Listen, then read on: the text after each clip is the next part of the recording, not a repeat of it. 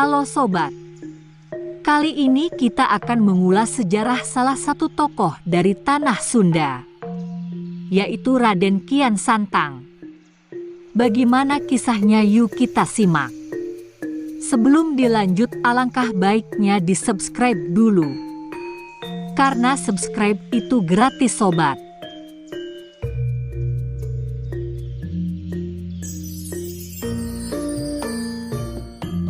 Sepeninggal kerajaan Pajajaran, Pakuan banyak mengisahkan sejarah terpendam, sekaligus simpang siur Prabu Siliwangi yang dikejar anaknya Prabu Kian Santang untuk memeluk agama Islam. Namun, ternyata Prabu Siliwangi keempat sudah lama memeluk Islam. Justru Prabu Siliwangi menyuruh anaknya Kian Santang untuk berguru agama Islam sampai Mekah, Arab Saudi. Diceritakan, Raden Kian Santang, Rakean Sancang, Raden Sangara, sering dikenal juga dengan nama Syekh Sunan Rohmat Suci. Raden Kian Santang adalah putra dari seorang ibu yang bernama Nyi Subang Larang dengan seorang ayah yang bernama Prabu Siliwangi. Selain itu juga Raden Kian Santang mempunyai saudara yang bernama Walang Sungsang, Pangeran Cakrabuana, dan Rara Santang yang merupakan ibu dari Sunan Gunung Jati.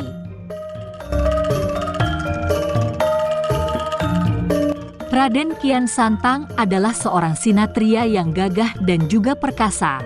Bahkan tidak ada satu orang pun yang dapat mengalahkan kegagahannya. Tidak hanya itu, Raden Kian Santang juga sejak kecil hingga usia yang mencapai 33 tahun beliau belum tahu akan darahnya sendiri. Artinya bahwa kesaktiannya dan kegagahannya di seluruh Pulau Jawa tidak ada yang menandingi.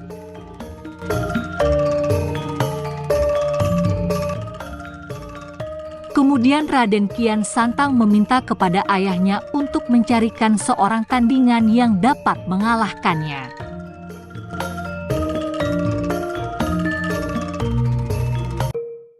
Sang ayah pun kemudian memanggil orang yang ahli nujum untuk dapat menunjukkan siapa yang dan dapat menandingi Raden Kian Santang. Namun tidak ada seorang pun yang mampu menunjukkan kepadanya.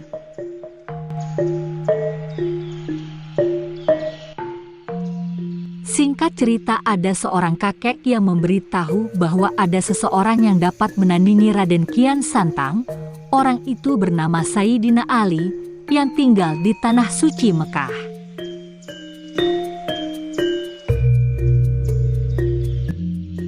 Tidak hanya itu, kakek tersebut juga mengatakan bahwa untuk dapat bertemu dengan Sayyidina Ali, maka Raden Kian Santang harus melaksanakan dua syarat. Yang pertama yaitu harus menjadi mujasmedi terlebih dahulu di ujung kulon.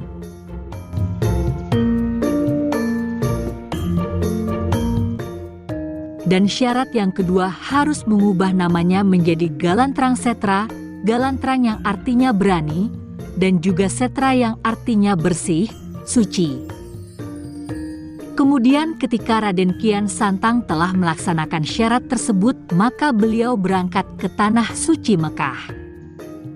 Ketika sampai di sana, Raden Kian Santang bertemu dengan seorang laki-laki yang disebut Sayyidina Ali. Namun Raden Kian Santang tidak mengetahui bahwa beliau orang yang dicari. Raden Kian Santang yang telah berubah nama menjadi Galantrang Setra menanyakan kepada laki-laki itu, "Apakah kau mengenal orang yang bernama Sayyidina Ali?" Tanya Galantrang Setra kepada laki-laki itu. "Iya, saya kenal. Bahkan tidak hanya itu, saya dapat mengantarkanmu ke tempat Sayyidina Ali," jawab laki-laki itu. Kemudian setelah itu mereka melakukan perjalanan, namun tanpa disadari bahwa laki-laki itu telah meninggalkan tongkat yang kemudian ditancapkan tanpa diketahui oleh Galantrang Setra. Setelah berpuluh-puluh meter, ia menyuruh Galantrang Setra untuk dapat mengambilkan tongkat itu. Awalnya Galantrang Setra tidak mau, akan tetapi laki-laki itu tetap menyuruh. Ketika Galantrangsetra tidak mau mengambilnya, maka tidak akan melanjutkan perjalanan mereka. Karena hal itu akhirnya Galantrangsetra melakukan dan mengambil kembali tongkat tersebut. Namun ketika sampai di sana, Galantrangsetra mencabutnya dengan sebelah tangan, akan tetapi tongkat tersebut tidak terlepas. Kemudian mencoba untuk mencabutnya kembali namun tidak lepas. Bahkan posisi tongkat tersebut tidak berubah sama sekali. Tidak hanya itu, bahkan Galantrangsetra telah mencoba dengan sekuat tenaga, bahkan menggunakan tenaga batin juga. Akan tetapi hal itu tidak dapat mencabut tongkatnya. Bahkan kakinya terperosok ke dalam tanah hingga mengeluarkan darah. Kejadian ini pertama kali dalam sejarah hidupnya. Sebab Kian Santang baru melihat darahnya sendiri. Setelah mengetahui bahwa laki-laki yang ditemuinya adalah Sayyidina Ali, Galantrangsetra kembali pulang ke tanah Jawa dan meninggalkan Mekah. Dan di sana beliau bingung dan tak tahu arah.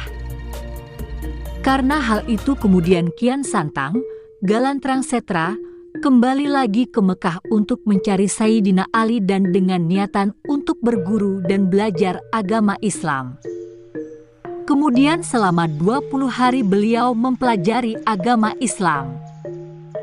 Kemudian kembali pulang ke tanah Sunda dan ke rumah ayahnya, yaitu Prabu Siliwangi, yang kemudian menceritakan pengalamannya dan apa yang telah terjadi. Tak hanya itu saja, Galantrangsetra memberitahukan ayahnya bahwa dia telah masuk Islam. Adapun kisah pertemuan dengan Sayyidina Ali, ini merupakan kisah yang perlu pemahaman lebih lanjut, baik secara ilmu maupun secara spiritual dan ilmu logika.